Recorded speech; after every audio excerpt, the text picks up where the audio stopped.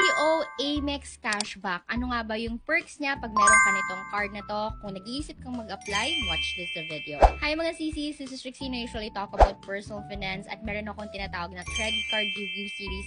Kung hindi pa kayo naka-follow, usually ang pinag-uusapan natin dito ay yung mga credit card. Ano yung mga perks niya, mga requirements, ganyan.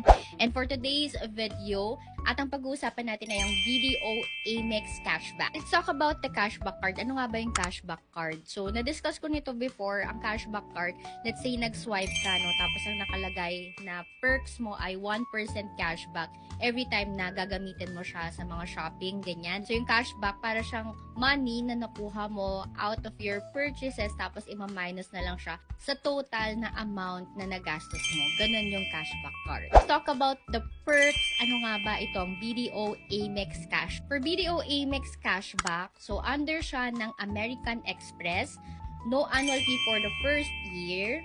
Meron silang up to 10 million family insurance at meron din silang installment program. If you have this card, you have the option to do the cash advance. So, up to 30% ng credit limit mo. And of course, this is accepted worldwide. Let's talk about the cashback itself. To get the cashback, no minimum spend and no rebate cap. Ilang percent naman yung cashback? So, as per the website of BDO for local purchases, magkakaroon ka ng 1% cashback. Pero pag ginamit mo siya overseas, 2% cashback naman yan. Pero isa ito sa nagustuhan kong perks nitong BDO Amex Cashback is yung purchase protection insurance.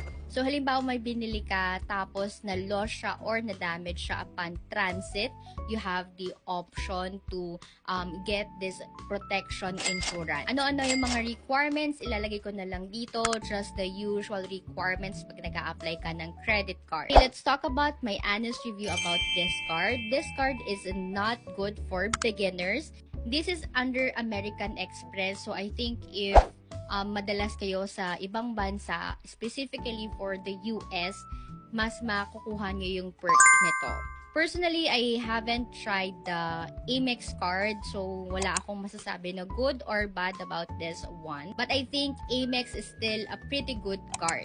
Pagdating naman sa mga perks niya, kung makikita mo, kung mahilig kang mag-shopping, kung mahilig kang mag-travel, mamaximize mo yung perks na meron sa card na to. Especially kung mahilig kang mag-shopping tapos pinapadala mo siya dito sa Pilipinas, like bibili ka sa ibang bansa tapos ipapadala dito sa Pilipinas.